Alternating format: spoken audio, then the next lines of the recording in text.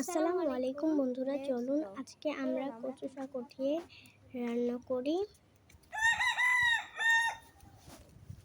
আমাদের বাড়ির আঙিনাতে অনেক কচু শাক আছে।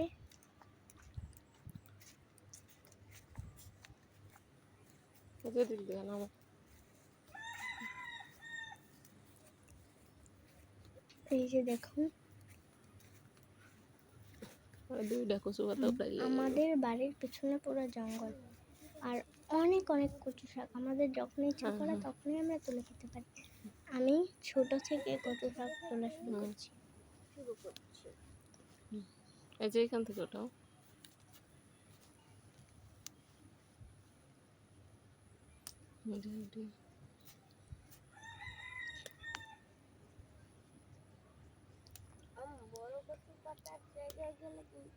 এরপর আমার মা এই কচু শাকগুলোকে ভালো করে ধুয়ে মেখে নিল।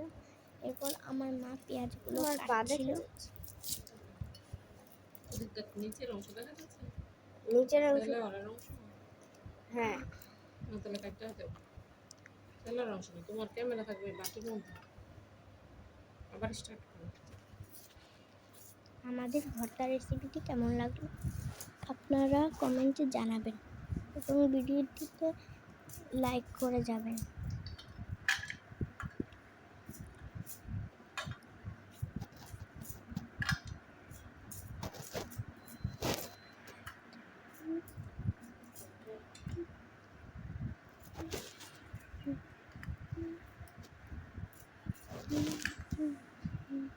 এরপর আমার মা এই গ্যাসের মধ্যে দিয়েছ কড়াইটাকে দিল। এরপর আম্মু একটু তেল ঢাললো।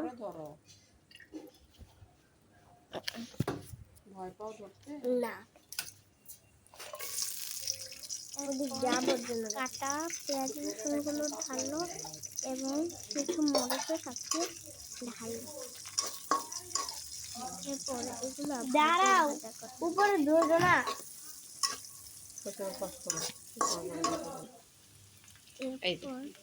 তুমি দেখো আশেপাশে কিচ্ছু দেখা যাচ্ছে না। এই অবস্থায়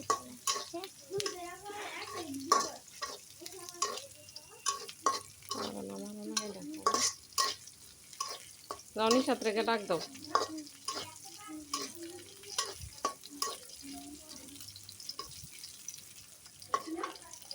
এরপর কচু শাকগুলো দেখুন এই ঝুড়িতে। এখন ঢেলে দিবে কচু শাকগুলো।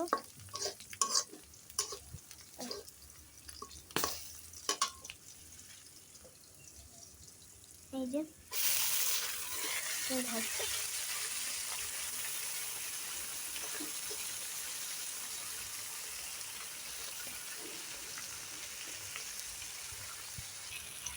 দেখুন, এরপর এটা লাড়া হবে। কিন্তু কচু শাক কিন্তু খুব তাড়াতাড়ি গলে যায়। এটা বেশি নিলে ভালো হয়। এই যে দেখুন গলে গেছে। কতগুলো কচু শাক নিয়েছিলাম, এখন এতটুকু কচু শাক আছে।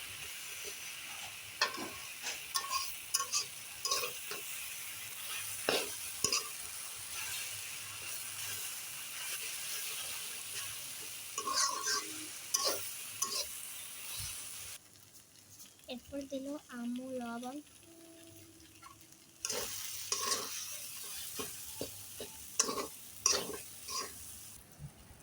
এরপর লেবু চিপে দিচ্ছে যেন কচু শাকের ভাগ গলায় না লাগে।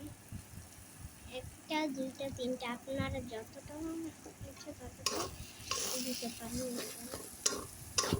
কিন্তু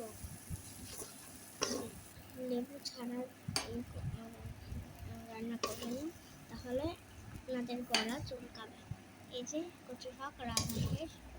এটা হচ্ছে কচু শাকের ভর্তা।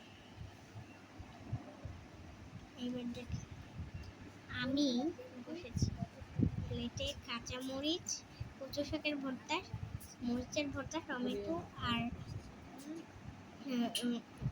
আর লেবু।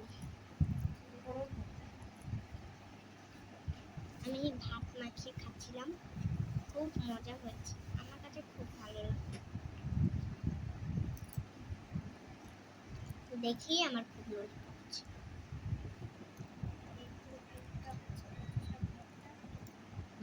এটাই হচ্ছে কচু শাকের ভর্তা। আসলে আমি কচু শাক অনেক পছন্দ করি। তোমাকে সময় দেবো।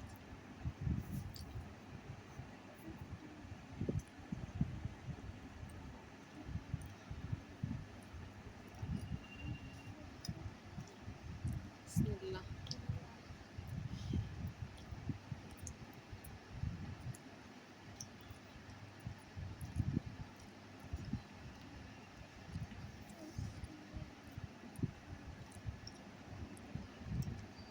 ওয়াও, এত মজা!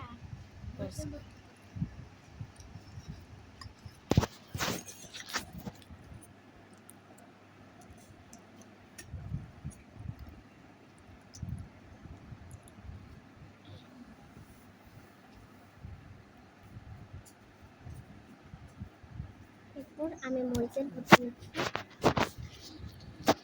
মরিচের ভর্তাটি আমার দাদি বানিয়েছে।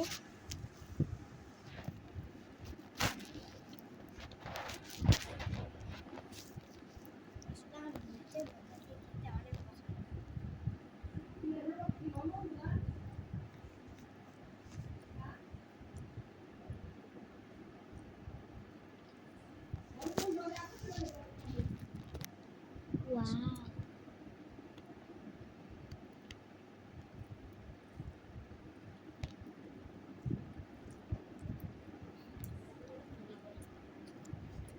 দেখাও হাতে। খুব মজা হয়েছে। কেটে দেন।